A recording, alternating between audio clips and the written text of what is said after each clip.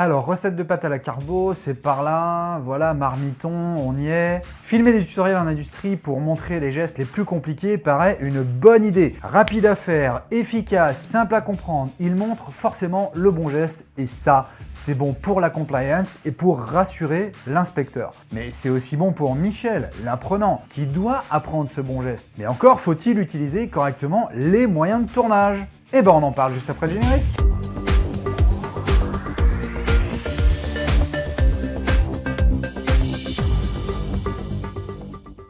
Lorsqu'on veut filmer des tutoriels, on est en fait souvent déçu au moment de visionner les rushs.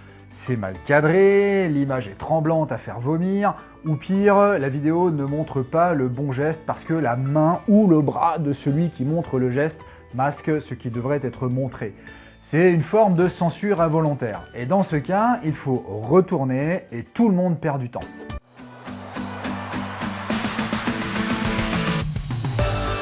Faire un tutoriel de production en industrie, c'est assez simple. Il s'agit de mettre en image une action complexe qui permet à coup sûr à Michel, l'apprenant, de le reproduire sans erreur. Mais un tuto vidéo vaut pour instruction de travail au titre de la réglementation BPF en pharma par exemple. Et à ce titre, il doit être explicite, compréhensible et exact. Alors voyons tout de suite 5 astuces que vos équipes doivent absolument savoir avant d'aller tourner les tutos.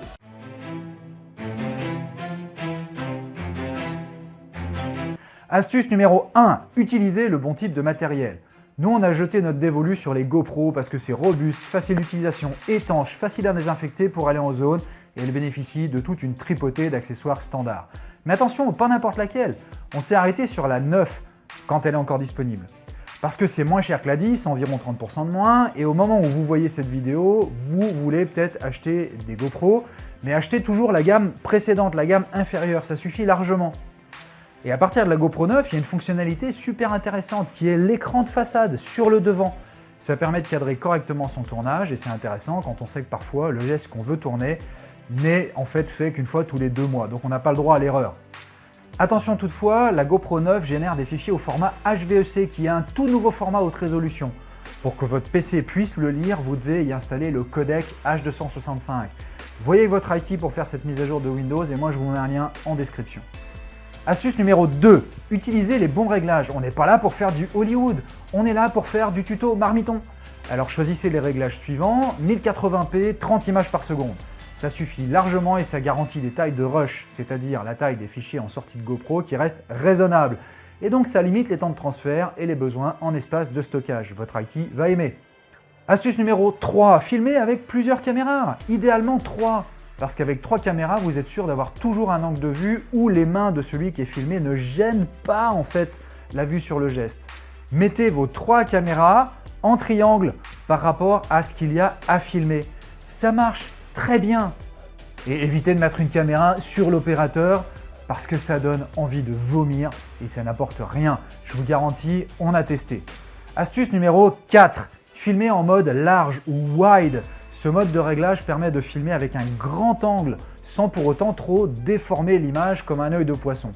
En filmant en grand angle, vous multipliez les plans possibles lors du montage car vous pouvez sélectionner une zone ou une autre à l'image en fonction de où l'opérateur promène ses mains. Astuce numéro 5, clapez!